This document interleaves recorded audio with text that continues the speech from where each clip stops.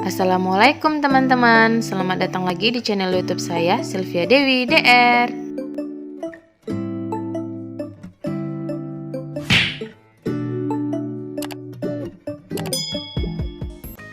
Oke teman-teman, jadi hari ini aku bakalan nge-share tentang gimana caranya untuk aktivasi akun ID online dan cara mengisi data P2KB online. Sebelum kita lanjut ke caranya, sebenarnya apa sih fungsi dari akun ID online ini? Jadi hal yang pertama sekali yang harus kita lakukan sebelum memperpanjang STR adalah membuat akun ID online. Sebenarnya yang pertama kita harus mengumpulkan SKP sih gitu kan. Cuman tempat untuk upload SKP-nya itu ya di akun ID online ini gitu. Jadi kita harus punya akun ID online teman-teman. Nah, yang harus kita persiapkan untuk membuat akun ID online ini adalah KTP, karena kita nanti harus mengisi data diri sesuai dengan KTP.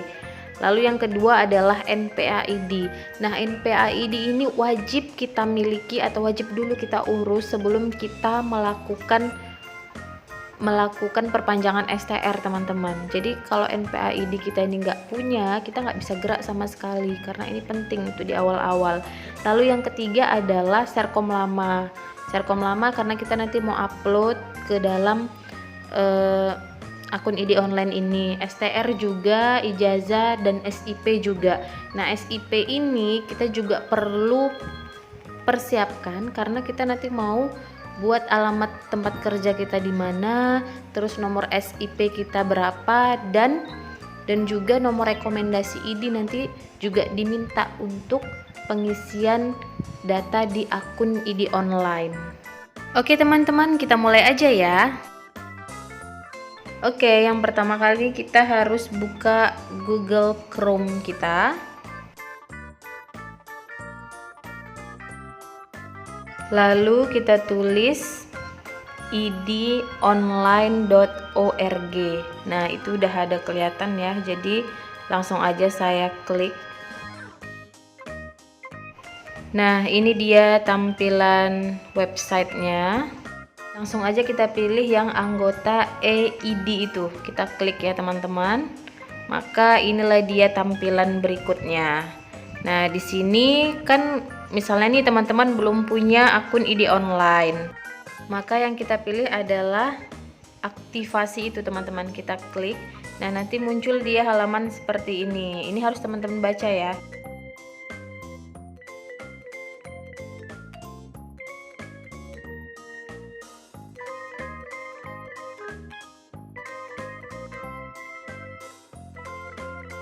Jika sudah dibaca, maka klik aja tulisan yang lanjutkan itu ya teman-teman. Ini dia tampilan webnya yang berikutnya, yaitu tentang mengisi nomor NPA-ID. Jadi itulah pentingnya NPA-ID kita urus sebelum kita memperpanjang STR teman-teman, karena untuk aktivasinya perlu NPA-ID. Lalu nanti kita harus mengisi nama lengkap kita sesuai ijazah. Ini kan saya udah punya akun ID online, jadi saya tidak bisa melanjutkan ke step berikutnya. Jadi nanti teman-teman isi aja sesuai apa yang diminta ya teman-teman. Itu nggak jauh-jauh kok dari identitas kita semuanya. Nanti setelah teman-teman berhasil aktivasi, maka akhirnya akan seperti ini. Data Anda akan tersimpan dan akan diaktifasi dalam waktu 1x24 jam. Jadi nanti kita bakalan dapet email dari Pusdalin ID. Itu tandanya berarti akun ID online kita sudah terdaftar teman-teman. Sudah berhasil terdaftar gitu maksudnya. Oke, setelah akun kita diaktifasi oleh tim Pusdalin, maka kita buka lagi lah web idonline.org ya kan. Nanti kita masuk ke anggota EID. Nah, ini tampilannya seperti yang tadi kan. Maka kita isilah di situ email kita sama password kita dan kode unik ini, lalu tinggal klik login.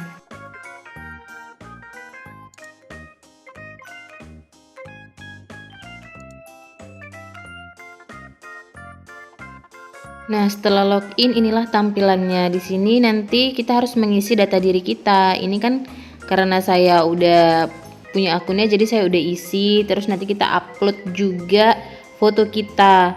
Nah, untuk foto sendiri kalau tahun lahir kita adalah tahun genap, maka backgroundnya itu warna biru.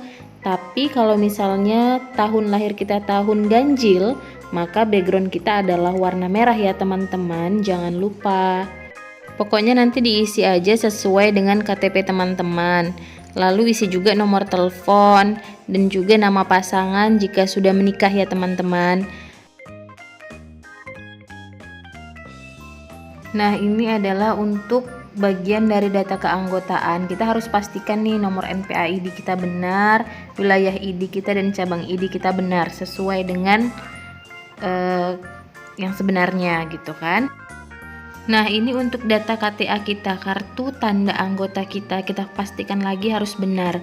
Nah, ini ketika kita sudah mempunyai akun ID online, maka otomatis kita sudah mempunyai kartu KTA online seperti ini. Karena kan sekarang kartu tanda anggota NPA itu nggak ada yang hard copy ya teman-teman, sekarang semua udah online, jadi kita bisa screenshot aja.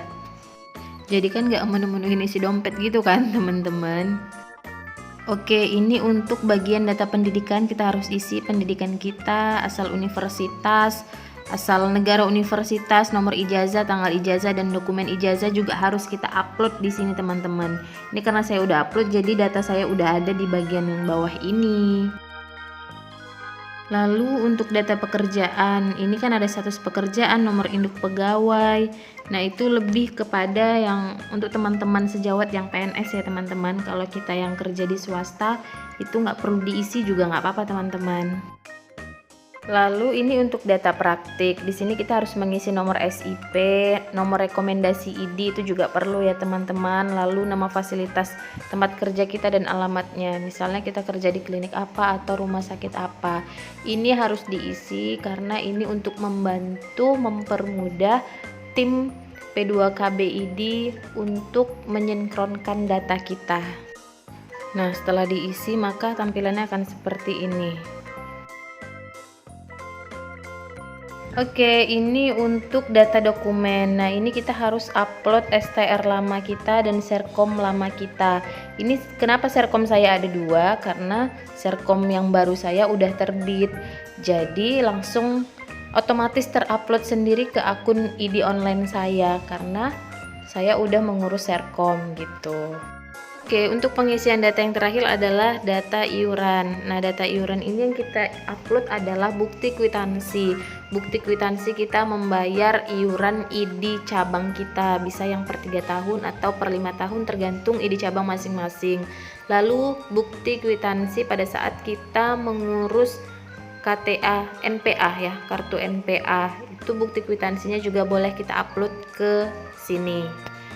Dan jangan lupa teman-teman, setiap selesai mengisi data ataupun mengupload dokumen, jangan lupa klik save yang ada di sudut kanan atas tersebut. Nah, ini nih bintangnya untuk mengupload SKP yang sudah kita kumpulkan. Maka kita harus klik di data P2KB. Dan inilah tampilan dashboardnya. Inilah ranah-ranah yang wajib kita isi untuk perpanjangan STR. Jadi kan kemarin saya udah kasih info juga bahwasannya ada 3 ranah wajib yang kita isi kan. Dari ranah pembelajaran dengan target SKP itu adalah 50 sampai 125, dan ranah profesional dengan targetnya 75 sampai 150 SKP, dan yang ketiga adalah ranah pengabdian masyarakat dan profesi dengan target SKP-nya adalah 25 sampai 50 SKP. Jadi untuk memasukkan data-data SKP kita tinggal klik aja di sudut kanan atas, itu kan ada pilihan dashboard, input kegiatan, dan resume kegiatan. Kita pilihlah yang input kegiatan. Oke, setelah diklik input maka akan muncul tampilan seperti ini. Ini adalah banyak sekali pilihannya dari ranah pembelajaran. Ada apa-apa aja, ranah profesional dan ranah pengabdian masyarakat itu banyak sekali. Jadi tinggal kita pilih ya teman-teman, yang mana yang kita lakukan.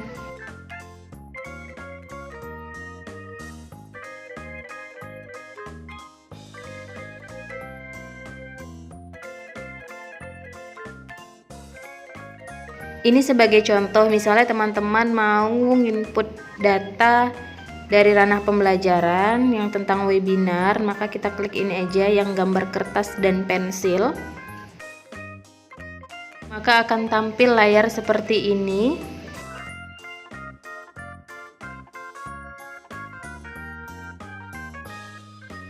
Langsung aja kita isi nama institusinya apa. Misalnya teman-teman itu lihat webinarnya dari Docquity. Lalu dokumen buktinya masukkanlah file sertifikat teman-teman dari sertifikat webinar itu.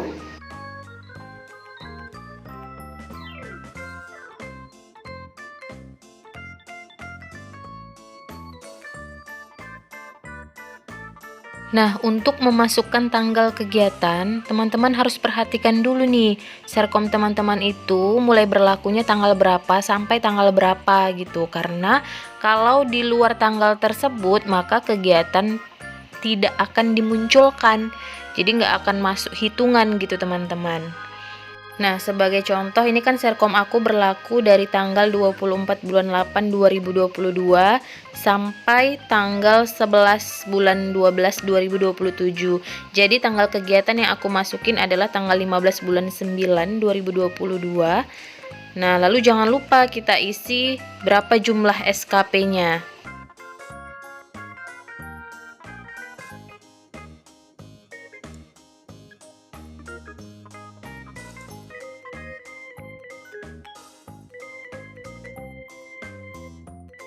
Jika sudah selesai pengisian data dan upload dokumen, jangan lupa selalu klik save di sudut kanan atas supaya data kita ataupun yang sudah kita upload itu tersimpan ya teman-teman.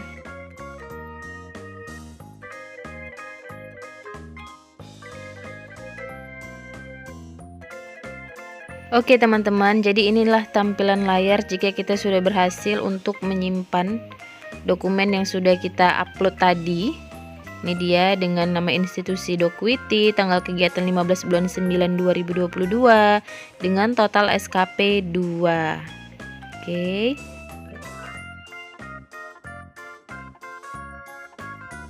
Nah, jika teman-teman mau mengisi lagi atau upload dokumen webinar, teman-teman bisa langsung aja klik add new yang ada di sudut kanan atas ini.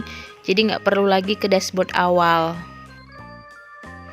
Tapi beda lagi jika teman-teman mau mengupload dokumen yang lain, misalnya untuk seminar ataupun mau ngupload dokumen dari ranah profesional ataupun ranah pengabdian masyarakat. Teman-teman harus klik yang data P2KB. Jadi teman-teman nanti akan kembali ke dashboard awal gitu. Nah, inilah tampilannya jika teman-teman mengklik lagi tulisan yang data P2KB, maka akan kembali ke dashboard awal. Oke, contoh yang berikutnya, misalnya teman-teman mau menginput data dari ranah profesional nih, maka yang harus kita lakukan kan harus klik dulu input kegiatan di sudut kanan atas.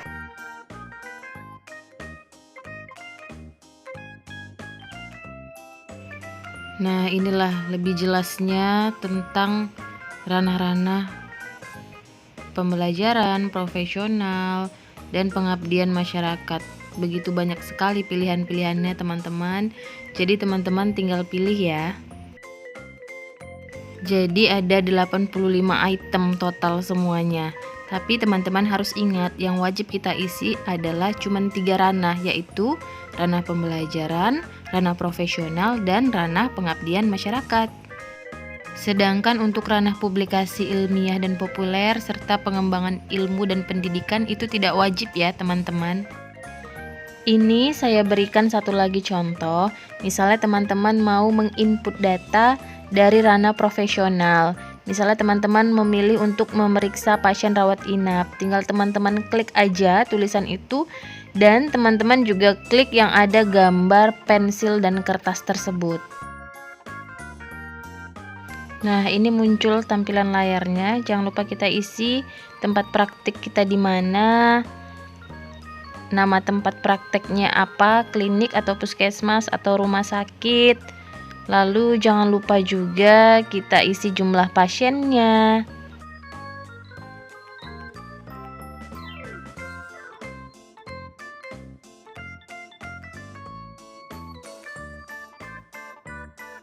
Nah, untuk di kolom jumlah pasien ini nggak diminta ya jumlah pasiennya berapa gitu kan, hanya estimasi aja.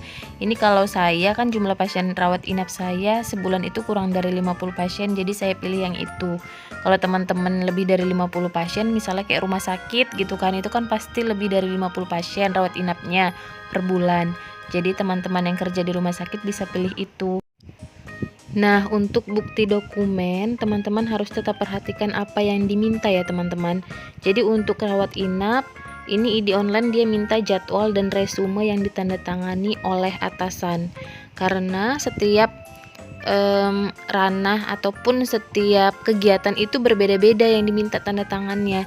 Misalnya seperti melakukan tindakan intervensi itu ID online dia minta bukti dokumennya ditandatangani oleh dokter penanggung jawab klinik ataupun puskesmas ataupun rumah sakit gitu. Jadi teman-teman wajib memperhatikan kembali apa yang diminta ya teman-teman.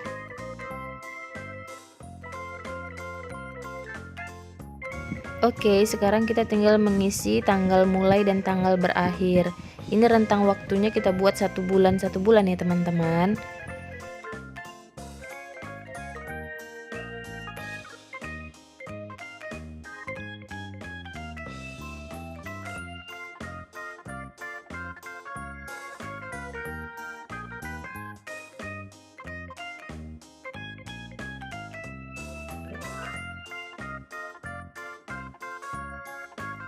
Nah, lagi-lagi jangan lupa setiap selesai melakukan sesuatu ya seperti mengupload dokumen ataupun memasukkan data, kita harus klik save di sudut kanan atas.